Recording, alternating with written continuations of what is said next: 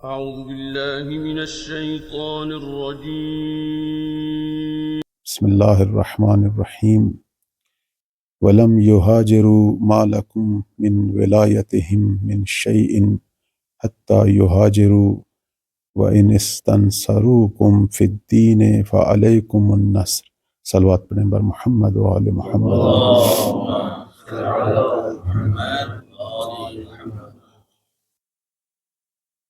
موجودہ دور میں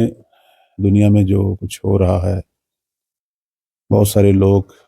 اب یہ سوال کر رہے ہیں بار بار علماء سے، ہماری طرف بھی یہ سوال پہنچتا ہے کہ اتنا بڑا ظلم ہو رہا ہے اور ظالم ظلم کر رہے ہیں، ظالموں کی مدد ہو رہی ہے، اور بہت سارے ممالک، بہت ساری طاقتور حکومتیں، حتیٰ مسلمان حکومتیں جو مظلوموں کی مدد کر سکتی ہیں لیکن نہیں کر رہی۔ اب ہم عوام الناس کا کیا وظیفہ ہے؟ ہم عام لوگ کیا کریں؟ ہمارے جو دل جل رہے ہیں، ہم کیا کریں؟ یہ سوال عام طور پر آج کل بہت سارے لوگ جو ہیں وہ علماء سے پوچھتے ہیں کہ ہمیں بتائیں ہم کیا کریں۔ ہم تو وہاں نہیں جا سکتے، اگر چلے بھی جائیں تو لڑائی کے مواقع ہمارے لیے میسر ہی نہیں ہے۔ وہاں جا کے ان مظلوموں کی مدد کرنا عملاً جو کچھ دنیا میں آج کل ہے نہیں ہو سکتا۔ پرانے زمانے کی طرح تو نہیں ہے کہ ایک ملک سے آرام سے دوسرے ملک اٹھ کر چلا جائے۔ اب ہمارا کیا وظیفہ ہے؟ میں اسی موضوع کو چند منٹ صرف آپ کی خدمت میں بیان کروں گا کہ ایک عام آدمی اگر کسی بھی جگہ پہ، کسی بھی شہر میں، کسی بھی گاؤں میں، کسی بھی گلی محلے میں ایک عام آدمی جو رہ رہا ہے وہ حد عقل کیا کرے۔ میں اسی موضوع کو، آپ سب اہل علم ہیں، انشاءاللہ بعد میں اگر آپ اس موضوع میں اگر بہتر سے بہتر رائے بھی ہو تو یقیناً آپ سے استفادہ بھی کریں گے۔ ایک آیہ مجیدہ جو سورہ انفال کی 72 نمبر آیت ہے، اس میں ایک حکم ہے پروردگار کا، اور یہ حکم اس عنوان سے ہے کہ جب مکہ سے ہجرت ہوئی تھی مدینہ کی طرف تو سب لوگ تو ہجرت نہیں کر سکے، کچھ لوگ مکہ میں رہ گئے۔ اب وہ کیا مسائل تھے وہ ایک بذات خود ایک تاریخی بحث ہے۔ کچھ لوگ آ گئے، کچھ لوگ مکہ میں رہ گئے۔ اب وہ لوگ جو مکہ میں رہ گئے وہ اب ظالموں کے محاصرے میں ہیں، اور یقیناً ظالم جو مشرک اور کافر تھے انہوں نے ان مسلمانوں پر ظلم کرنا تھا۔ اب اللہ نے ہجرت کے فوراً بعد ایک حکم صادر کیا۔ حکم کیا ہے؟ سورہ انفال کی 72 نمبر آیت میں پروردگار فرما رہے ہیں، میں صرف اس آیت کا ایک حصہ بیان کروں گا، آیت عنوانی ہے کہ وَلَمْ يُهَاجِرُوا، وہ لوگ جنہوں نے ہجرت نہیں کی، مَا لَكُمْ مِنْ وِلَایَتِهِمْ مِنْ شَيْءٍ، اور آپ لوگوں کو ان سے جو محبت ہے، جو دوستی ہے، جو ایمانی تعلق ہے، اس حوالے سے ابھی کوئی فائدہ نہیں پہنچ رہا، چونکہ وہ وہاں رہ گئے، آپ لوگ مدینہ میں آ گئے۔ حتیٰ یہاجروا، ہاں جب وہ وہاں سے اٹھ کر آپ کے پاس آئیں گے تو پھر یقیناً آپ کو بھی فائدہ ہوگا، آپ کی طاقت بڑھے گی کفار کے مد مقابلے میں، لیکن ابھی آپ کو ویسے کوئی فائدہ نہیں ہو رہا، وہ اپنی جگہ پہ رہ گئے ہیں آپ۔ یعنی اس حالت میں بھی کہ اگر ایک مسلمان گروہ جو کسی ملک میں ہو اور آپ کو اس سے کوئی مفاد نہ ہو، کوئی ظاہری فائدہ بھی نہ پہنچ رہا ہو، وہ صرف مسلمان ہیں، اس صورت میں ہمارے کیا فرائض ہیں؟ یہ اس اعتبار سے پروردگار نے یہاں ایک حکم صادر کیا کہ وَإِنِ اسْتَنْصَرُوكُمْ فِي الدِّينِ، جب بھی وہ کبھی دین کے مسئلے میں تم سے مدد طلب کریں، جب بھی کبھی، یعنی دین کے مسئلے میں کیا مطلب کہ وہ دینی اعتبار سے تمہیں پکاریں، کہ ویسے ہمارا کوئی تعلق نہیں، کوئی رشتہ داری نہیں، کوئی تجارتی تعلق نہیں، کسی قسم کے کوئی روابط نہیں، لیکن تم بھی مسلمان ہو اور ہم بھی مسلمان ہیں، اور وہ تمہیں دین کے اعتبار سے پکاریں، اپنا دینی بھائی کے عنوان سے پکاریں۔ پروردگار نے فرمایا فَعَلَيْكُمُ النَّصْرُ، تم پر مدد واجب ہے، مدد واجب ہے۔ یعنی اس وقت فلسطینی بھائی جو ہیں وہ پورے عالم اسلام کو پکار رہے ہیں، یعنی سب پر، حتیٰ عام لوگوں پر ان کی مدد کرنا جو ہے وہ واجب ہے۔ اب اس حوالے سے میں کچھ روایات بھی اصول کافی سے آپ کی خدمت میں جو ہے وہ بیان کرتا ہوں۔ یہ تقریباً جو ہے اسی اصول کافی کے اندر ایک باب ہے جسے محقق کولینی نے اس عنوان سے اس باب کو جو ہے وہ بیان کیا کہ باب الاہتمام بامور المسلمین، اس باب میں چند ایک روایات، ویسے روایت کافی، میں صرف 2 روایتوں سے آپ کی خدمت میں، اور دونوں جو ہیں امام صادق علیہ السلام سے نقل ہوئی ہیں، اللہم صلی علی محمد، اور مولا نے پیغمبر اسلام سے نقل کیا ہے کہ قول النبی صلوات اللہ علیہ، اللہم صلی علی محمد وعلی محمد، من اصبح لا یہتم بامور المسلمین فلیس بمسلم، کہ اگر کوئی مسلمان اس حالت میں صبح کرے، یعنی اس کا شب و روز اس طرح گزرے کہ اسے باقی مسلمانوں کے امور سے کوئی تعلق نہ ہو، بے حس ہو، صرف اپنی ایک زندگی گزار رہا ہو، دنیا میں مسلمانوں پر کیا گزر رہی ہے اور اس مسئلے میں اسے کوئی خاص، اس کا دل نہ جلتا ہو، دوسرے لفظوں میں اسے کوئی ربط نہ ہو ان سے، پیغمبر فرماتے ہیں کہ یہ مسلمان نہیں ہے، یہ جو اس حالت میں ہے یہ مسلمان نہیں ہے۔ بے شک ظاہراً آپ اسے مسلمان سمجھیں، ہمارے تو مسلمانوں کے قبرستان میں بھی ہو سکتا ہے دفن کریں، لیکن یہ اسلام پہ نہیں ہے۔ اس کے بعد جو اس سے بڑھ کر جو دوسری جو حدیث ہے، فرماتے ہیں کہ من سمع رجلا ینادی یا للمسلمین فلم یجبہ فلیس بمسلم، اگر کوئی شخص کسی کی صدا سنے جو کہے اے مسلمانوں، اے اہل اسلام، یعنی وہ بھی یقیناً مسلمان ہے، یعنی وہ پکار دے، منہ سے نکال دے کہ اے مسلمانوں ہماری مدد کرو، اور آپ اسے کوئی جواب نہ دیں، فرماتے ہیں کہ فلیس بمسلم، تو تکلیف مشخص ہے، وضعیت مشخص ہے، فرماتے ہیں کہ وہ پھر مسلمان نہیں ہے کہ جو ندا سن لے اور جواب نہ دے۔ اب یہی چیزیں جو ہے نا، یہ ہمارا وظیفہ بیان کر رہی ہیں، کہ ہم اپنی استطاعت اور اپنی کوشش، اپنی کاوش کے مطابق مظلوم کی آواز کا جواب دیں۔ درست ہے کہ ہم شاید استطاعت سے بڑھ کر نہ دے سکیں، لیکن اپنا وظیفہ مسلمانی کے عنوان سے میں جتنا دے سکتا ہوں جواب دوں۔ اور دنیا جو ہے وہ حادثات اور واقعات کی جگہ ہے، اور یہ تو واضح سی بات ہے کہ دنیا ہمارا اصلی وطن نہیں ہے، ہم یہاں بالاخر عارضی طور پر آئے ہیں، ہم اہل دنیا ہی نہیں ہیں۔ اس لیے ہمارے بعض علماء یہ کہتے ہیں کہ یہ جو انسان ہمیشہ دنیا میں بیمار رہتا ہے جسمانی طور پر، وہ اسی لیے ہے کہ وہ اہل زمین نہیں ہے، وہ کسی اور جہاں سے آیا ہے، ایسا یہ سازگار نہیں ہے، نہ موسم سازگار ہے، نہ غذائیں سازگار ہیں، نہ ہوا، حتی پانی سازگار نہیں ہوتا انسان کے ساتھ۔ اور یہ جو دنیا کے حالات ہیں یہ ہماری روح کے ساتھ سازگار نہیں ہے، ہماری فکر کے ساتھ سازگار نہیں ہے، تو ہم تو یہاں ہے ہی نہیں، اصل میں ہمارا یہ وطن ہی نہیں ہے، بالآخر ہم نے چلے جانا ہے۔ لیکن یہ جو ٹائم اللہ نے دیا اور ہمیں بھیجا ہے، یہ اسی لیے ہے کہ واقعات اور حادثات جو دنیا میں ہو رہے ہیں اس کے مد مقابل ہمارا جو طرز عمل ہے یہ ہماری جزا اور سزا کا معیار ہے، یہ ہماری شخصیت کا معیار ہے، یہ ساری آزمائش ہے۔ اہل فلسطین بالآخر بہشت میں جا رہے ہیں، وہ شہداء ہیں اور اس میں کوئی شک نہیں، وہ بہشتی ہیں، اور جو ان کی مدد کر رہے ہیں وہ بھی بہشتی ہیں۔ لیکن سوال یہ ہے کہ کیسے مدد کی جائے، ہم کیا کریں؟ جو ظالم ہے وہ جہنمی ہے، خدا کی طرف سے مشخص ہے، ظالم جو ہے وہ حتما جہنمی ہے، اور ظالموں کے مددگار بھی جہنمی ہے، قرآن مجید میں فیصلہ ہو چکا ہے۔ اور جو خاموشی کے ساتھ ظالموں کی مدد کر رہے ہیں وہ بھی روز قیامت پروردگار کی بارگاہ میں جواب دہ ہیں۔ اور بالاخر پیغمبر اسلام وہاں اپنی امت کے ان مسلمان حکمرانوں سے پوچھیں گے کہ 1,00,000 کے قریب مسلمان قتل ہوئے، گھر جلائے گئے، حتیٰ آپ کی آنکھوں کے سامنے ذبح ہوتے رہے، آپ لوگوں نے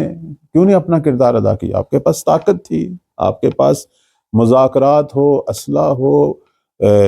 اقتصادی حوالے سے، معاشی حوالے سے ان ممالک کے ساتھ بائیکاٹ ہو، جو بھی ہو، قدرت ہے، طاقت ہے مسلمانوں میں۔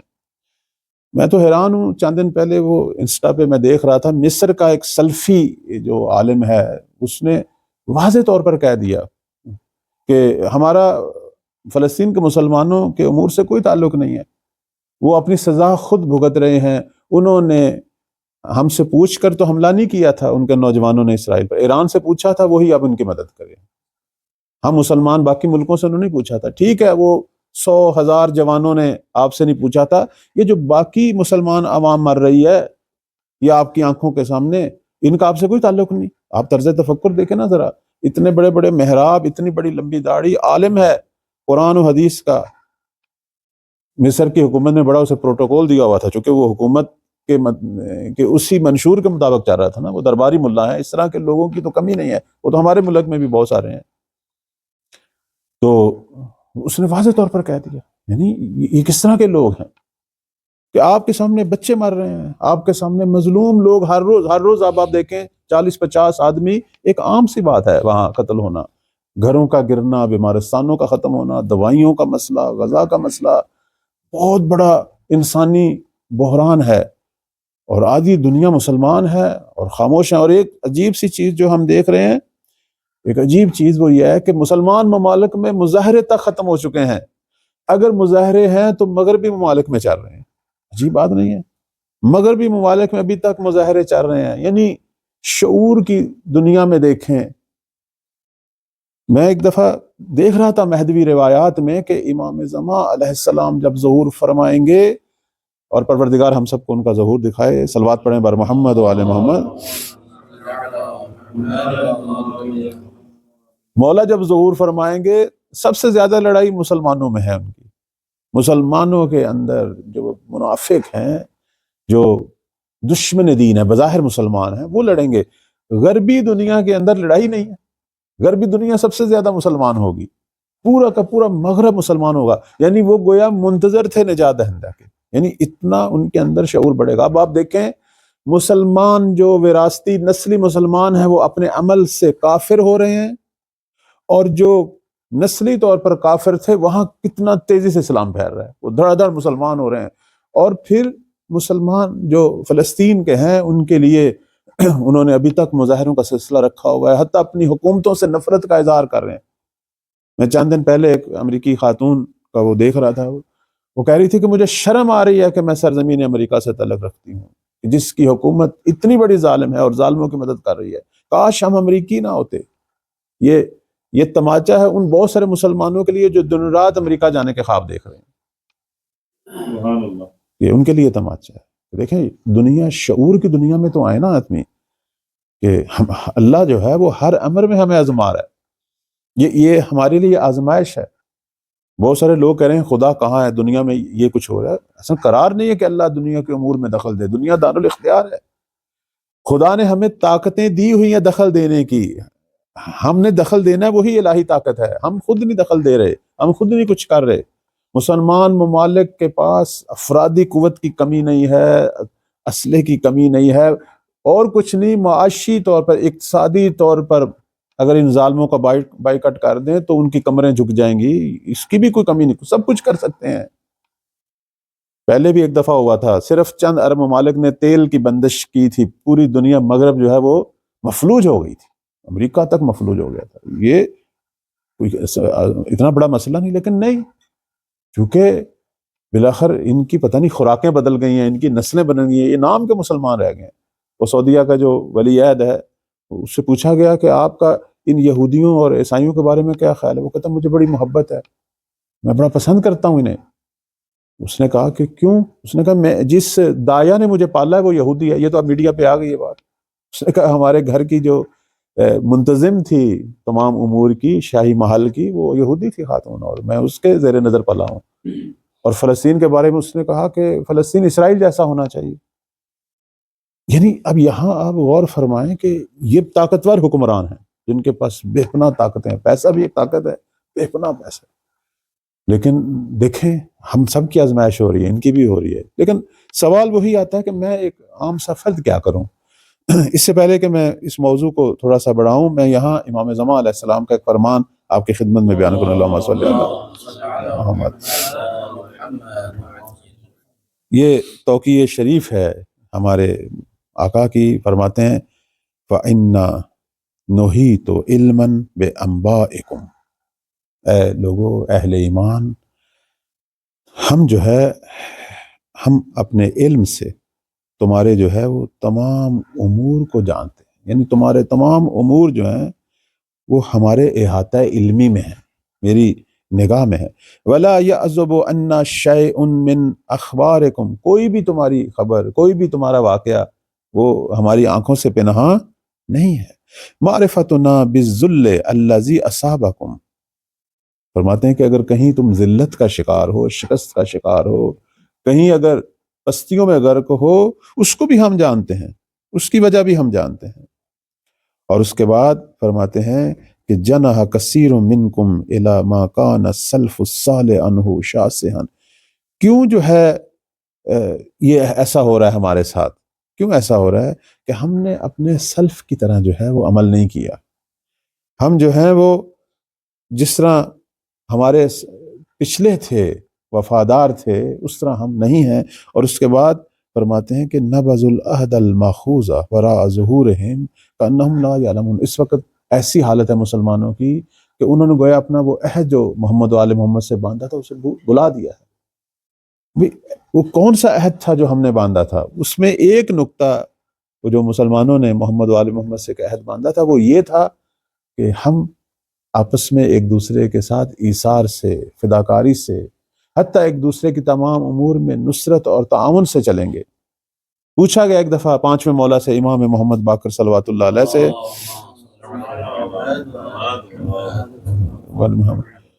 پوچھا گیا کہ ہمارا وظیفہ کیا ہے؟ فرمایا اپنے بھائیوں کی مدد۔ اور پھر آگے معصوم نے فرمایا حد عقل اہل ایمان کا دوسرے اہل ایمان کے مد مقابل وظیفہ یہ ہے کہ اس کے بارے میں حسن ظن رکھے، اگر مدد نہیں کر سکتا تو حد عقل حسن ظن۔ اور آپ سمجھتے ہیں سارا مسئلہ یہیں سے خراب ہے، ہمارے اندر جتنی لڑائیاں، جتنے کینے، جتنے اختلافات ہیں، اس کی وجہ کیا ہوتی ہے؟ سوء ظن۔ فرماتے ہیں یہاں سے ہمارا وظیفہ شروع ہوتا ہے، یعنی سب سے پہلا کام ایک مسلمان کا دوسرے مسلمان کے مد مقابل اس کے بارے میں حسن ظن، اس کے اچھے کاموں کو اچھی نگاہ سے دیکھے، برے کاموں کے بارے میں حسن ظن کہ شاید یہ مجبور ہو گیا ہے، شاید اسے پتہ نہیں ہے، شاید غفلت۔ تو ہمارے ہاں کیا ہوتا ہے کہ ہم الٹا اچھے کاموں کو جو ہے وہ ایک بری نگاہ سے دیکھ رہے ہوتے ہیں کہ ہاں اس کے پیچھے کوئی چکر ہے، کوئی معاملہ ہے۔ اس کے بعد معصوم جو ہیں فرماتے ہیں کہ انا غیر محملین لمراعاتکم، ہم نے تمہیں تمہارے حال پہ نہیں چھوڑ دیا، ولا ناسینا لذکرکم، اور میں مہدی جو ہے وہ تم کو بھولا نہیں ہوں، ولولا ذالک، اگر ایسا ہوتا لنزل بکم اللہ واستلمکم الاعداء، تو تم پر پتہ نہیں کون سے عذاب نازل ہوتے، ہمارے جو گناہ ہیں جن میں سے ایک سب سے بڑا گناہ بے حسی ہے، اور دشمن جو ہے ہمیں کب کا ختم کر چکا ہوتا۔ تو مطلب یہ ہے کہ مولا جو ہے وہ یقیناً تمام امور کو دیکھ رہے ہیں، فلسطین کا مسئلہ بھی دیکھ رہے ہیں اور ہمارے حالات بھی دیکھ رہے ہیں کتنی تڑپ ہے، کتنا احساس ہے، چونکہ اسی تڑپ اور احساس میں ہی اس ملت نے جنم لینا ہے جس نے کل پوری دنیا کا نظام سنبھالنا ہے۔ یہ ساری آزمائشیں، یہ سارے امتحان ہماری اپنی تربیت ہے۔ آج ہم ایک چھوٹا مسئلہ ہے، بہت بڑا مسئلہ ہے، لیکن بالآخر جو مولا امام زمان نے دنیا کے مسائل چھیڑنے اس کے مد مقابل یہ چھوٹا مسئلہ ہے۔ اس میں مولا پرکھ رہے ہیں کہ وہ نسل سامنے آ رہی ہے یا نہیں آ رہی، کہ جو آج اس مسئلے میں آگے بڑھیں، کل میں ان کو پوری دنیا کے امور میں آگے بڑھاؤں۔ اب میں یہاں آخر میں جو ہے ایک آیت جو ہے آپ کی خدمت میں یہاں بیان کرتا ہوں کہ پروردگار نے وہ جو ایک سسٹم رکھا ہوا ہے اس میں اللہ نے ایک واضح طور پر ہمیں خبر دے دی ہے۔ وہ کیا ہے؟ پروردگار فرما رہا ہے کہ یہ سورہ محمد کی آیت نمبر 38 ہے، اللہم صلی علی محمد وعلی محمد۔ بالکل آج کے حالات کو سامنے رکھتے ہوئے یہ آیت جو ہے، تو قرآن زندہ کتاب ہے، ہر دور کے حالات کے مطابق ہوتی ہے۔ پروردگار فرما رہا ہے ہا انتم ہؤلاء تدعون لتنفقوا فی سبیل اللہ، جان لو کہ تم وہی لوگ ہو، یعنی ہر زمانے کے لوگ، کہ جن کو اللہ کی راہ میں انفاق کی دعوت دی گئی ہے۔ یعنی ہم ہر دور میں ہمیں پروردگار انفاق کی دعوت دیتا ہے۔ انفاق کیا ہے؟ خرچ کرنا، فداکاری، کہاں؟ جہاں ضرورت ہے۔ اب یہ جو خرچ ہے جانی بھی ہو سکتا ہے، مالی بھی ہو سکتا ہے، احساسات کا بھی ہو سکتا ہے، بالآخر اللہ کی راہ میں انفاق کرنا ہے۔ اس کے بعد پروردگار فرما رہا ہے فَمِنْكُمْ مَنْ يَبْخَلْ، تم میں سے جو بھی بخل کرے گا، جو بھی یعنی بے حسی کا مظاہرہ کرے گا، کہے گا میرا کیا تعلق، میں اپنے گھر میں اپنے ملک میں ٹھیک ہوں، وَمَنْ يَبْخَلْ، جو بھی کرے فَإِنَّمَا يَبْخَلُ عَنْ نَفْسِهِ، اس نے یہ جو بخل کا مظاہرہ کیا ہے در واقع اس نے در واقع اپنی سعادت کے حوالے سے بخل کا مظاہرہ کیا۔ پروردگار نے اس کو ان احساسات، اس کو اس انفاق کا پتہ نہیں کیا انعام دینا تھا، کیا کمال، کیا ترقی دینی تھی۔ آخر انسانی کمال انہی امتحانوں کے اندر اپنے وظیفے پہ عمل کرنے میں پوشیدہ ہے، اور کیا ہے۔ پروردگار فرما رہا ہے کہ یہ خود گویا اپنے ہی سعادت، اپنی ہی خوشبختی کے حوالے سے بخل کر رہا ہے۔ اس کے بعد اللہ تعالیٰ جو ہے وہ پیغام دے رہا ہے آج پوری دنیا کے لوگوں کے لیے، واللہ الغنی، خدا بے نیاز ہے، خدا چاہے تو آج ایک لحظے میں سب کو ٹھیک کر سکتا ہے، مسئلہ نہیں ہے۔ وَأَنْتُمُ الْفُقَرَاء، تم فقیر ہو، چاہے دنیا کے ظالم ترین طاقتور ترین فرعون جیسا شخص بھی خدا کے مد مقابل فقیر محض ہے۔ خدا کہ تم دنیا سے خالی ہاتھ جا رہے ہو، فقیر کا مطلب یہ نہیں ہے کہ دنیا میں وہ نہیں ہو سکتا ہے، وہ کہ میرے پاس تو بہت کچھ ہے، سوال یہ ہے کہ اس جہاں میں کس طرح جا رہا ہے، تم فقیر ہو۔ اس کے بعد پروردگار نے ایک خبر جو دی ہے جس سے انسان کا دل جو ہے وہ ہل جاتا ہے، وہ یہ ہے کہ وَإِن تَتَوَلُّوا، اگر تم نافرمانی کرو گے، اپنے وظائف سے منہ موڑو گے، تو یاد رکھو یستبدل قوما غیرکم، خدا تمہاری جگہ ایک اور قوم لے آئے گا۔ نسل پہ نسل بدل رہی ہے، خدا ہر دفعہ دنیا میں ہر آنے والی نسل کا ایک امتحان لے رہا ہے، وہ ختم ہو رہے ہیں، اس کی جگہ ایک اور نسل۔ پروردگار کے ہاں کوئی کمی، خدا کہہ رہا ہے تمہاری جگہ ایک اور قوم لے آئے گا، ثم لا یکونوا امثالکم،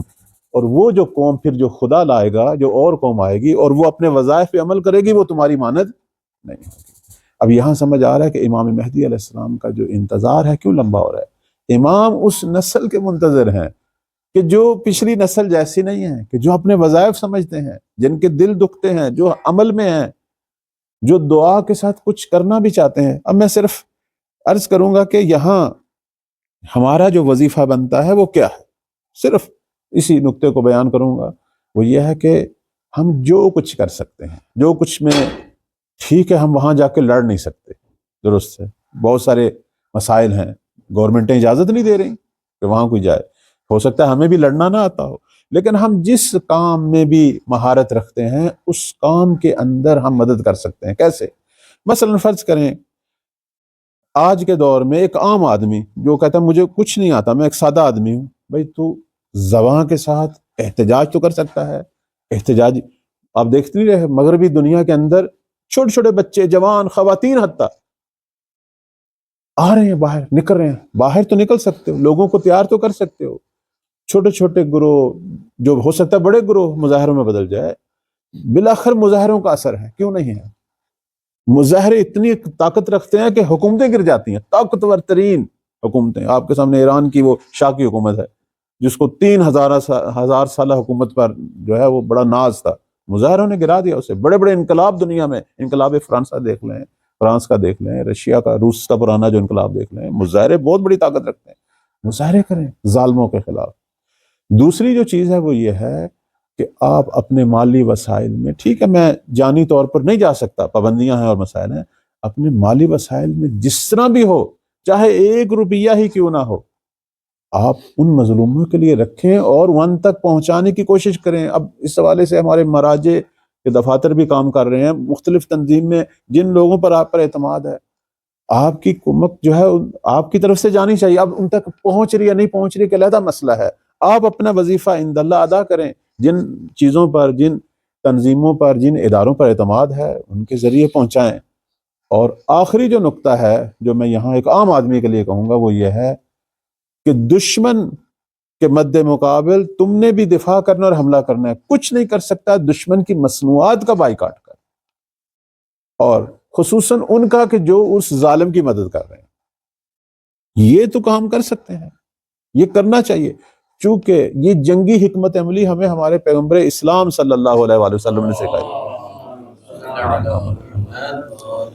یہودیوں کے ساتھ ایک جنگ میں جب نہیں ان کو فوجی طریقے سے وہ شکست دے سکے، فرمایا ان کے جتنے باغات ہیں کھجور کے سب کو کاٹ دیا جائے، چونکہ ان کی طاقت کا راز یہ اقتصاد ہے۔ جب باغ کٹنے شروع ہوئے تو وہ فوراً جو ہے وہ تسلیم ہو گئے، اور پیچھے کچھ رہا ہی نہیں کہ جس پہ بنا پر وہ حکومتیں کریں۔ اقتصادی طور پر، معاشی طور پر جو بائیکاٹ ہے، اور یہ ایک وظیفہ ہے، میں کچھ نہیں کر سکتا، میں ان کی مصنوعات کا اپنی حد تک کرنا شروع کر دوں۔ کچھ لوگ کہتے ہیں جی میرے کرنے سے کیا ہوگا، یہی تو بات ہے، میرے کرنے سے کچھ ہو نہ ہو، عند اللہ میں سرخرو ہو جاؤں گا، اور میرا ایک ایک کرنا، دنیا میں تو ویسے ایک پتا بھی درخت سے گرتا ہے تو اس کا بھی پوری دنیا میں ایک اثر ہوتا ہے، یہ کائنات کا ایک سسٹم تسبیح کے دانوں کی طرح جڑا ہوا ہے۔ آپ کا ایک بائیکاٹ سے کیوں نہیں دھچکا لگے، آپ کے ایک خریدنے سے اس کو فائدہ ہو رہا ہے، اس کو پرافٹ پہنچ رہا ہے نا، تو آپ کے بائیکاٹ سے وہی پرافٹ نقصان میں بدل جائے گا۔ اور یہی چیز آپ رواج دیں، ان ممالک جو اس کی مدد بھی کر رہے ہیں اس ظالم کی، ان کا بھی اسی طرح ہو۔ ہم ایک عام آدمی کی جنگ یہی ہے، ایک عام آدمی اسی طرح جنگ کرے، الفاظ زبان سے آئے، عملاً آئے، اپنے مال میں ایک حصہ ان کے لیے، چاہے وہ خمس ہے، چاہے زکوٰۃ ہے، چاہے صدقہ ہے، چاہے وہ ہدیہ ہے، چاہے دل سوزی ہے، دے انہیں۔ قیامت والے دن اپنا اعمال نامہ اللہ کے سامنے پیش کرے کہ پروردگارہ میں وہاں پہنچ تو نہیں سکا، حکومتیں نہیں ہمیں اجازت دے رہی تھی، لیکن جو کچھ میں کر سکتا تھا میں نے کیا، میں نے زبان سے کیا، میں نے قلم سے کیا، میرے پاس موبائل تھا، انٹرنیٹ تھا، سوشل میڈیا تھا، میں نے وہاں آوازیں بلند کی، میں امام بارگاہ میں حسینیہ میں محلے میں گلی میں پروگرام کیے، میں لوگوں کو سڑکوں تک لانے کی کوشش کی، میں نے کوششیں کی، اور ساتھ جو ہے میں نے جو ہے وہ انفاق کیا، اور ساتھ جو ہے میں نے دشمن سے جو ہے وہ دشمن کے مد مقابل اقتصادی جنگ کی ہے، میں جنگ کا مجاہد ہوں اس کا۔ ٹھیک ہے تنگی ہوگی، ٹینشنیں ہوں گی، ظاہر ہے باقی مصنوعات شاید وہ قابلیت نہ رکھتی ہوں، اس میں نقصان بھی ہمیں ہو رہا ہے ان کو استعمال سے، لیکن دشمن کو تو ہم نقصان پہنچائیں نا، وہ جب ہمیں جانی نقصان تک پہنچا رہا ہے، روز ہمارے سامنے ہمارے بچے جوان مر رہے ہیں، عورتیں مر رہی ہیں، بوڑھے مر رہے ہیں، ہم بھی ان کا کریں، ہم بھی ان کے ساتھ اسی جنگ کریں۔ تو جنگ جاری ہے، جنگ جو ہے وہ ہم کسی وقت بھی جنگ سے غافل نہیں ہیں، جنگ سے دور نہیں ہے، جنگ ہے، ہم خود اپنی آنکھیں بند کر لیں تو علیحدہ بات ہے۔ میں یہاں ختم کرتا ہوں علی بن مہزیار کے ساتھ جو امام زمان ایک شکوہ کیا تھا، اس پہ اپنی گفتگو ختم کر رہا ہوں۔ علی بن مہزیار مشہور تو علی بن مہزیار ہے، لیکن حقیقت میں علی بن مہزیار نہیں ہے، علی بن ابراہیم بن مہزیار، کیونکہ وہ علی بن مہزیار جو اہواز میں ہے، یہ تو امام رضا صلوات اللہ علیہ، امام جواد، امام ہادی صلوات اللہ علیہ مجمعین کے صاحب میں سے تھے، ان کا تو بڑا مقام ہے۔ ان کا بھتیجا تھا، یعنی اسی علی بن مہزیار جن کا مقبرہ ہے اہواز میں، ان کا بھائی تھا ابراہیم بن مہزیار، اس کا بیٹا علی بن ابراہیم مہزیار، جس کو امام زمان علیہ السلام کے ساتھ تشرف اور ملاقات کا شرف حاصل ہوا۔ 20 دفعہ حج کے لیے گئے، لیکن نہیں مولا کی طرف سے اجازت ملی۔ آخری دفعہ جب گئے، جب انہیں اشارہ ہوا کہ اس دفعہ آپ کو ملے گی اجازت، تو وہاں گئے تو وہ جو قاصد سا، اس نے پوچھا کہ کس کو تلاش کر رہے ہو؟ تو کہنے لگا میں اپنے غائب امام کو تلاش کر رہا ہوں، چونکہ غیبت صغریٰ کا واقعہ ہے۔ تو اس نے کہا ما هو المحجوب وما هو المحجوب عن العالم لیکن حجبہ سوء اعمالکم، مہدی تمہاری نگاہوں سے غائب نہیں ہے، تمہارے برے اعمال نے تمہاری آنکھوں کے آگے پردہ ڈالا ہوا ہے۔ اس لیے کہتے ہیں اہل معرفت جو ہیں وہ تو دیکھتے ہیں اپنے مولا کو، ان کے لیے تو مولا کی غیبت یا مولا کا ظہور کوئی فرق نہیں ہے، وہ تو ہر عالم میں مولا کا مشاہدہ کرتے ہیں۔ اور پھر جب وہ امام کی خدمت میں پہنچا، انشاءاللہ اس واقعے کو پھر کبھی میں تفصیل سے بیان کروں گا، تو امام کی خدمت میں پہنچا تو امام نے فرمایا کہ کیوں اتنی دیر سے آئے ہو؟ میں تو بڑے عرصے سے تمہارا انتظار کر رہا ہوں۔ تو کہنے لگا مولا میں تو 20 سال سے آپ کی زیارت کے اشتیاق میں، حتیٰ میں نے 20 حج کیے کہ کہیں آپ کی میں زیارت کر لوں۔ تو مولا نے فرمایا کیسے کر سکتے تھے، لکنکم کثرتم الاموال، تم تو صرف اپنا مال بڑھانے کے چکر میں ہی رہے ہو، تم شیعہ لوگوں نے صرف ایک ہی کام شروع کر دیا ہے، تم مسلمانوں نے صرف ایک ہی اپنا جو ہے وہ ہدف رکھا ہوا ہے کہ بس مال بڑھایا جائے، اپنے مال میں اضافہ کیا جائے۔ پھر اس کے بعد فرماتے ہیں تجبرتم علی الضعفاء المؤمنین، اور اس تمہاری عادت کی وجہ سے کیا ہوا ہے کہ وہ جو ضعیف مومنین ہیں، وہ جو مسکین ہیں، جو مظلوم ہیں، فرماتے ہیں ان پر جو ہے وہ سختیاں جو ہیں وہ بڑھ رہی ہیں کیونکہ ان کی کوئی مدد نہیں کر رہا۔ اس کے بعد فرماتے ہیں وَقَطَعْتُمُ الرَّحْمَ الَّذِي بَيْنَكُمْ، اور تم مومنین کے درمیان جو ہم نے ایک رشتہ ایمانی استوار کیا تھا اس کو تم نے پارا کر دیا، تمہیں مومنین کی کوئی خبر ہی نہیں، اپنے عزیزوں کی کوئی خبر نہیں، اپنے ایمانی بھائیوں کی کوئی خبر نہیں۔ فَأَيٌّ عُذْرٍ لَكُمْ، اب کون سا عذر ہے، کیسے تم سے میں ملاقات کروں، کیسے تم مجھ تک پہنچو، جب تم لوگوں نے اپنے وظائف سے جو ہے وہ غافل ہو گئے۔ اس کے بعد علی بن ابراہیم بن مہزیار جو ہیں وہ رونا شروع کر دیتے ہیں، اپنے سر پہ ہاتھ مارتے ہیں اور استغفار کرتے ہیں، توبہ کرتے ہیں۔ تو عرض خدمت یہ ہے کہ آج بھی امام زمان ہمیں بھی یہ کہہ رہے ہیں کہ کیسے میں ظہور کروں جب تم لوگوں نے جو ہے، تم مسلمانوں نے جو ہے اپنے وظائف چھوڑ دی ہیں، اپنے ایمانی بھائیوں سے جو ہے وہ بے حسی اختیار کر لی ہے، ان کے ساتھ قطع رحمی کر رہے ہو۔ پروردگار ہم سب کو توفیق دے، مظلومان فلسطین کے مد مقابل ہم اپنے وظائف پہ عمل کریں۔ پروردگار بحق محمد و آل محمد، یہ ہمارا چھوٹا سا اہتمام دعائے ندبہ ہے، اور یہ مظلومان کی مدد اور حمایت کے حوالے سے یہ جو گفتگو ہے، یہ سنا جانا، پڑھا جانا، پروردگارہ اسے اپنی بارگاہ میں قبول و منظور فرما، ہمارے مولا کے ظہور میں تاجی فرما۔ پروردگارہ ہمیں اپنے مولا کے انصار اور خدمت گزاروں میں سے قرار دے۔